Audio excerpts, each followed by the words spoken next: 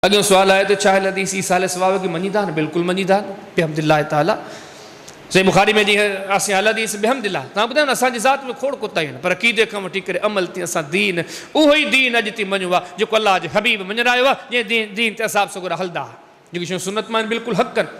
बुखारी शरीफ़ में हदीस आहे जेकॾहिं कंहिं माण्हू जा नज़र जा रोज़ा रहिजी विया पोयनि खे खपे रोज़ा रखनि सिबरमला चऊं था बाबा जंहिंजे फोत शुदगान मूंखे फोत थी वियो हुजे उनजा नज़र जा रोज़ा रहियल हुजनि रोज़ा रखनि नबी सी मैयत खे जेके शयूं फ़ाइदो पहुचाईंदियूं में ॾसियो अलाह नबी रसूल कुबरा नसाई में ॾसी हदीस नंबर 303 नंबर त जंहिंजा अब्दुल्लाह बिन अब्बास का मनकूल आहे जंहिंजा रमज़ान जा रोज़ा रहिजी विया उनखे खपे त उनजो कफ़ारो ॾे उनजो फिदियो ॾे मरूमीन खे फ़ाइदो पहुचायो शरीत ॾिसियो आहे अगरि कंहिंजा रमज़ान जा रोज़ा रहिजी विया आहिनि फोत थी वियो त उन पारां तव्हां फिदियो ॾियो। नबी सी हदीस अगरि तव्हां फोत शुदगान खे फ़ाइदो पहुचाइणु चाहियो था उहो हज न करे सघियो फोत थी वियो तव्हांजे पारां हज कयो ये बुखारी शरीफ़ हदीस नंबर 1513 ही सारे सवाब जे लाइ उहे कमु कयो जेके शरीयत ॾिसिया हमरा फोत थी वियो हिन ते हज लागू इहो न करे सघियो हज कयो। नसाई शरीफ़ में हदीस नंबर 2622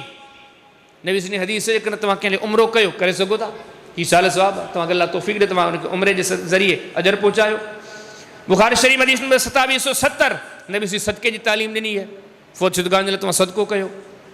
सदके में तव्हां को मस्जिद ठहिरायो को मदरसो ठहिरायो ग़रीबनि जी ख़िदमत कयो करे सघो था अलाह जे दीन में इजाज़त आहे। अबू दाऊद शरीफ़ में हदीस नंबर 5142 नबी सी ॿ टे शयूं ॾसियूं पाण फरमायो सलात अलैहिमा फोत थियण वारे जे मथां जनाज़े जी नमाज़ पढ़ो इहा उन्हनि जे लाइ तव्हां दुआऊं घुरो हुनखे फ़ाइदो थींदो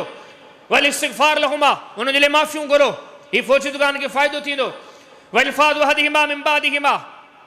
उन्हनि जेके पंहिंजी ज़िंदगी में सोचूं ख़्याल इरादा नेकी जा सोचा तव्हां उनजी तकमील कयो इहो उनखे फ़ाइदो थींदो।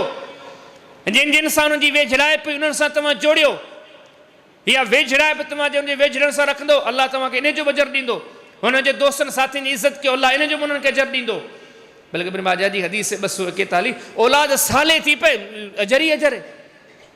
ये सभु शयूं बिल्कुलु बरहक़ आहिनि त इहे ईसा अलैहिस्सलाम जा कम आहिनि जेके नबी सी ॾसिया